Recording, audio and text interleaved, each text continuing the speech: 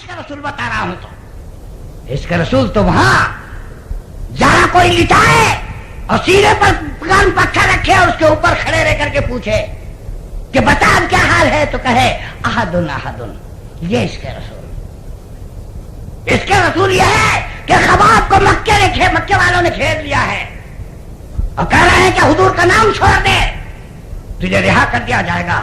تو کہتے ہیں اب تو میں کم سے کم 1000 مرتبہ سرکار کا نام لیا کرتا تھا، لیکن جب تم نے کہا چھوڑ دے تو 1,00,000 مرتبہ سرکار کا نام لوں گا.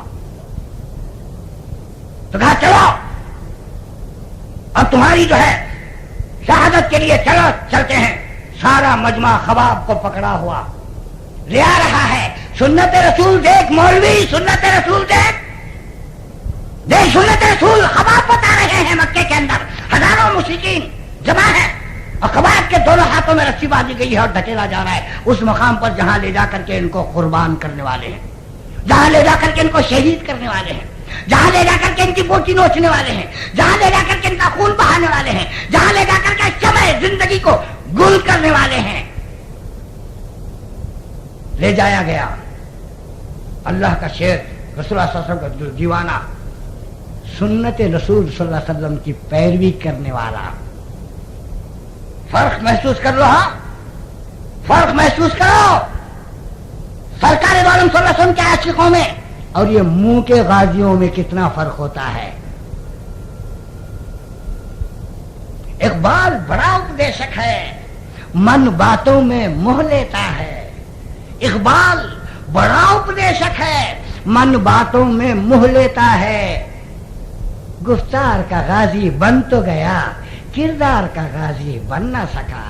واضحوں سے عشق رسول ظاہر ہوتا ہے، واضحوں سے عشق رسول ظاہر کرتے مسلمانوں کے اندر. عشق رسول تو میدانوں میں نظر آتا ہے.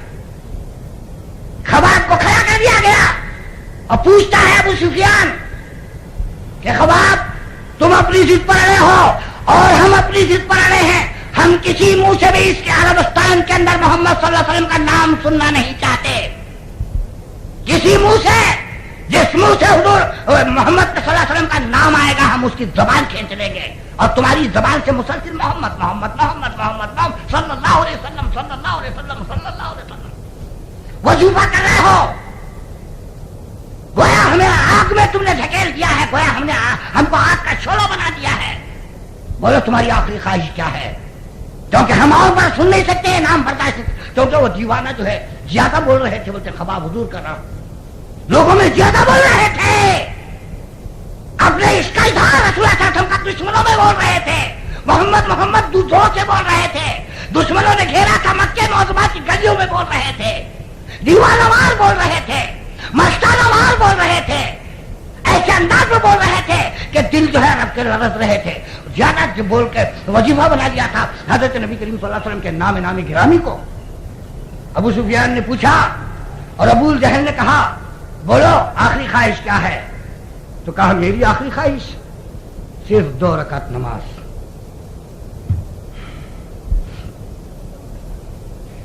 جو میں سر بسجدہ ہوا کبھی تو زمین سے آنے لگی صدا. تیرا دل تو ہے صنم آشنا، تجھے کیا ملے گا نماز میں؟ یہ کیسا دل ہے، یہ کیسا سجدہ، یہ کیسی نماز ہے؟ خباب نے سجدے سارا ماحول دیکھ رہا ہے. مشرک ہیں، کافر ہیں، خدا واحد کی پرستش کرنے والے نہیں ہیں، خدا کو ماننے والے نہیں ہیں، قرآن کو اللہ کی کتاب کہنے والے نہیں ہیں، حضرت رسول اللہ صلی اللہ علیہ وسلم کو اللہ کا رسول جاننے والے نہیں. اکیلا کھڑا ہے. انی وجہت وجہی للذی فطر السماوات والارض حنیفا وما انا من المشرکین. اکیلا کھڑا ہے. مشرکین میں اللہ اکبر. سجدہ کیا، رکوع کیا، سجدہ کیا، پھر سر اٹھایا اور دعا کے لیے ہاتھ اٹھا کر کہا میرے مولا.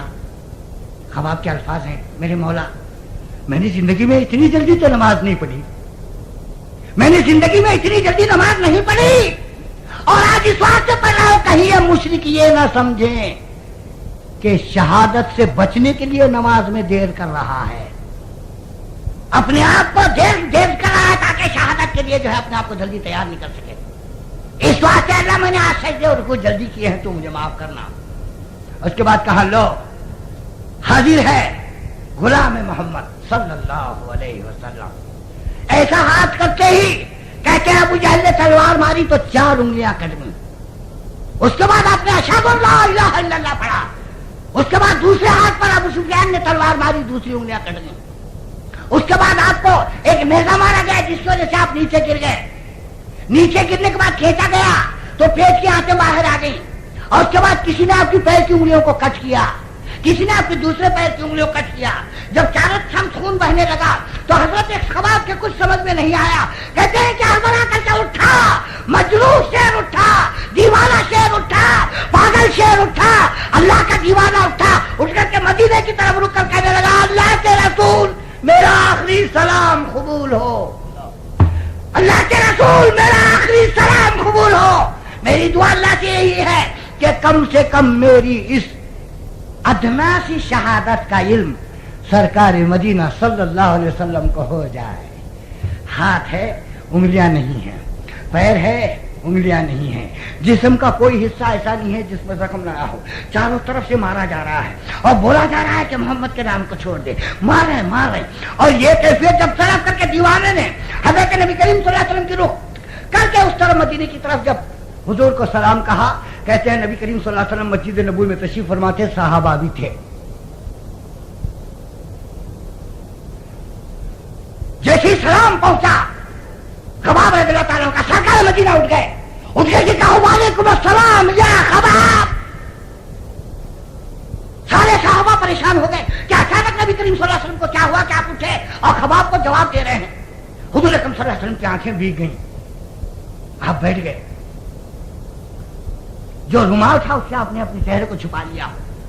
صحابہ نے محسوس کیا کہ سرکار دو جہاں صلی اللہ علیہ وسلم رو رہے ہیں. حضرت صدیق آگے بڑھے, کہا میرے ماں باپ پاپ پر فدا, وہ کیا غم ہے آپ کو, ہمیں دے دیجیے ہم روئیں گے. آپ کو جو ہے اپنے چہرے کو چھپانے کی ضرورت ہے, اللہ کے رسول میں سنا دیجیے کیا ہے. تو آپ نے رومال کو ہٹا کر کے کہا کہ میں تو تم سے گفتگو کر رہا تھا لیکن اللہ نے نہیں معلوم خباب کیسا عشق تھا کہ اس نے جب پکارا تو اللہ نے مجھے سامنے کشف کے طور پر وہ سین سامنے لا دیا کہ میں دیکھ رہا ہوں کہ خباب تڑپ کر کے مجھے پکار رہا ہے اور جسم اس کا لہو لہان ہے اور کہہ رہا ہے اللہ کے رسول میرا آخری سلام قبول فرما دیجئے. میں نے اسی واسطے اٹھ کر کے اس کو تعظیماً وعلیکم السلام کہا, کیونکہ خباب کی حالت اگر تم دیکھتے تو تمہارے کلیجے شق ہو جاتے.